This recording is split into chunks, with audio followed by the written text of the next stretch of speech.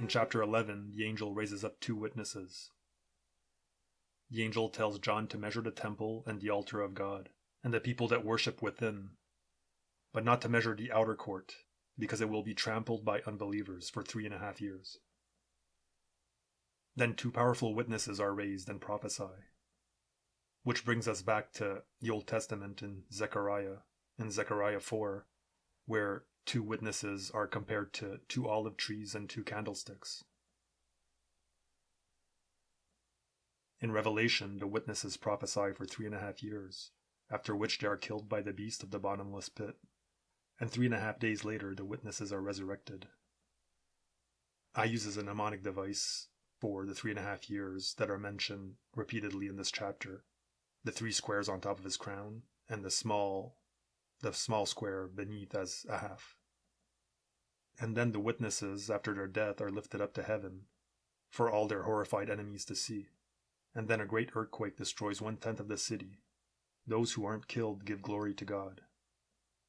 The 7th angel blows his trumpet, and voices in heaven proclaim that the kingdom of the world belongs to God, and that he'll rule it for eternity. Then the curtains of the temple of heaven part, and John gets to see the Holy of Holies within.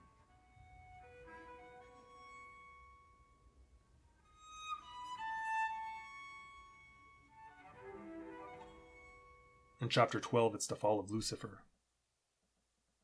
Up in heaven, a male child is born. He is God's chosen, destined to rule all nations. His mother is clothed with the sun and the moon and stars. And a great red dragon appears before her, ready to devour the child. The woman, protected by God, flees into the wilderness for 3.5 years, while there's a war in heaven between the archangel Michael and the dragon. God's chosen people in heaven overcome the dragon by the blood of the Lamb and by the word of their testimony, and because they accept to sacrifice themselves. And the dragon and his angels are cast down into the earth. Down on earth, the great dragon, knowing that he has but a short time, pours his wrath upon the people and casts out of his mouth a flood to drown the woman hiding in the wilderness. But the earth nourishes and protects the woman and swallows up the flood. And the dragon goes to war with the rest of the woman's children, those who keep the commandments of God.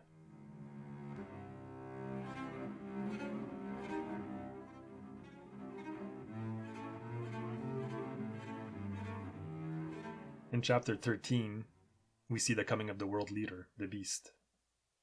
John sees a 7-headed beast rise out of the sea, and one of his heads is wounded to death, a deadly wound that is healed. And the whole world wonders after him and worships him. The dragon gives him his power and his seat and great authority for 3.5 years. He makes war with the saints, overcoming them. He has power over all the nations. And all those whose name is not written in the book of life worship him. And all those who have enslaved will be enslaved, and those who kill will likewise be killed. Then another beast, the 2nd beast, rises up, this time out of the earth, who looks like a lamb but speaks like a dragon. He makes fire come down from heaven for all to see.